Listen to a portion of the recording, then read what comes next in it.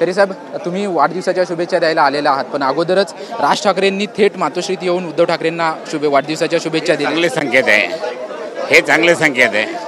हां हां, खूप चांगले संकेत आहेत आणि यशस्वीपणे वाटचाल करत आहे.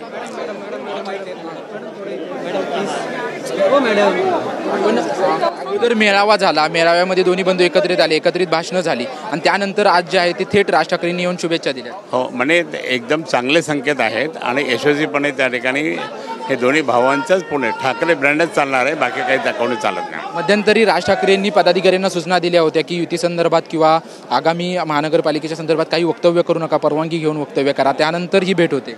नाही, मग त्यांनी कोणी वक्तव्य नाही केलं ना, आम्ही पण नाही केलं कोणी. आता मी तर बऱ्याच वेळेस बोललो आहे, म्हणजे आपल्या TV 9ला तर खूप वेळेस बोललो आणि आमची सगळ्यांची इच्छा होती की त्यांनी दोघांना भावांनी एकत्र यायला पाहिजे.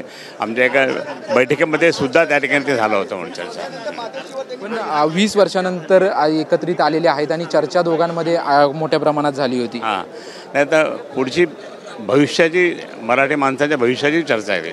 धन्यवाद आमच्याशी बातचीत केल्याबद्दल. कॅमेरामन मनीष विचारेसह निवृत्ती बाबर, TV 9 मराठी, मुंबई.